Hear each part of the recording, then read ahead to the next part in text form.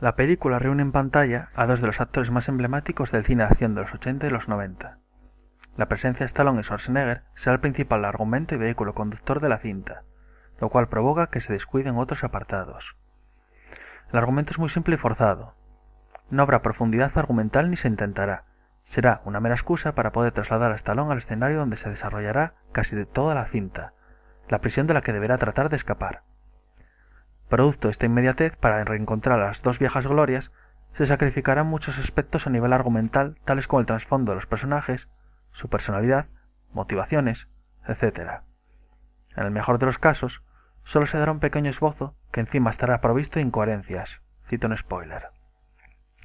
El argumento se alimenta escaladamente de obras como la serie Prison Break o la película Cara a Cara, Face Off, para desarrollar unos acontecimientos y patrones ya conocidos por todos aquellos que hayan visto películas de temática carcelaria.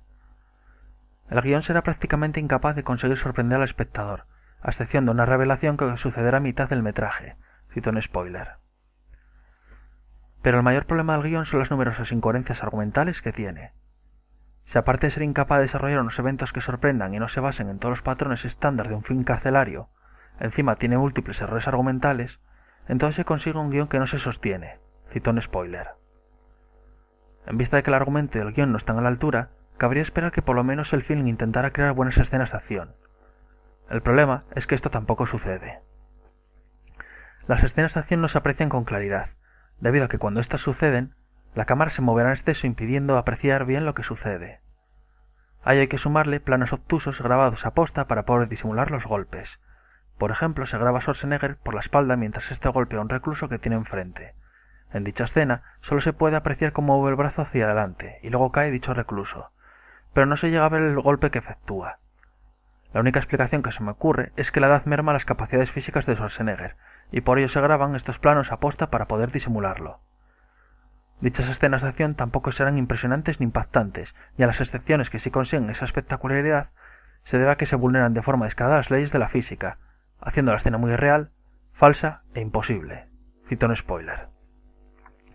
La cámara presenta luces y sombras, ya que en las partes de la película donde no hay escenas de acción, se utilizarán distintos planos en el momento adecuado, permitiendo apreciar las escenas desde varios puntos de vista, pero sin perder la lucidez sobre lo que sucede. Pero como he comentado antes, en las escenas de acción donde impera el dinamismo, la cámara se moverá continuamente. Los efectos especiales no están a la altura de un film con un presupuesto de 50 millones de dólares y donde su uso es puntual. Ejemplo de ello es que las explosiones serán muy falsas. Respecto a los escenarios serán muy escasos, ya que en la mayoría del metraje se desarrolla en la prisión. Teniendo en cuenta el presupuesto anteriormente citado, es inexplicable la poca variedad que tiene la prisión. Podía haberse aprovechado y mostrado un complejo carcelario enorme, todas sus estancias, toda su magnitud, y más teniendo en cuenta que la cárcel es supuestamente lo más avanzado y desarrollado en el mundo penitenciario. Pero en vez de eso, la prisión se reducirá a 5 localizaciones, donde se desarrollará la casi totalidad de la trama. Respecto a las actuaciones es de lo poco destacable del film y en lo que se sustenta esencialmente. El carisma que desprenden Stallone y Schwarzenegger será la principal premisa en la que se sustentará la cinta. Ambos actores forman un equipo con mucha química que conseguirá mantener en un nivel medianamente aceptable el ritmo de la cinta. La actuación de Stallone es bastante discreta, teniendo prácticamente el mismo registro interpretativo a lo largo de todo el film. Se espera más de un actor de su categoría. Schwarzenegger hace un buen papel, siendo el personaje con más recursos interpretativos y desplazando en varios momentos a la figura de Stallone. Gracias a la neutralidad que exhibe Schwarzenegger, consigue afrontar cualquier situación que le plantea el film y adquiere el registro necesario en cada momento para realizarlo con éxito, cosa que no consigue Stallone. James Caviezel consigue destacar notablemente en el film, al interpretar con acierto un personaje enigmático, frío y calculador, como un jugador de ajedrez que planea su siguiente movimiento en el tablero, siendo la representación de este tablero la cárcel. Vinnie Jones se ve muy limitado a la hora de interpretar a un personaje que no tiene ningún trasfondo ni personalidad. Es una pena que se haya desaprovechado a este actor con un papel tan discreto, que no permite desarrollar su talento interpretativo. Sam Neill sufre del mismo problema, ya que su papel es puramente anecdótico. Farhan Tahir supone un soplo de aire fresco y una alternativa al coprotagonismo de Schwarzenegger y Stallone, aportando variantes interpretativas y argumentales al film. Interpreta de manera acertada a un personaje en principio plano, pero con una pericia y astucia no apreciable a la primera vista. El resto del elenco actoral es muy secundario y su presencia en la cinta es irrisoria. La fotografía es correcta, ofreciendo unas interesantes perspectivas. El papel de la banda sonora es bastante discreto. Nota final: 4.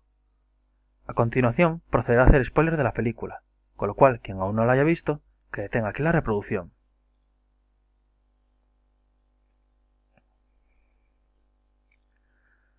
La trama de cómo Stallone acaba en la tumba es muy forzada.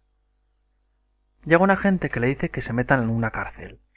Dicha cárcel se encuentra fuera de la ley, siendo algo totalmente secreto. Ni él ni el equipo Stallone sabrán nada de su localización y funcionamiento. No tienen ninguna garantía legal en caso de que algo salga mal, y aceptar ese trabajo supondría saltarse todas las directrices de seguridad que él mismo ha seguido a rajatabla y ha escrito.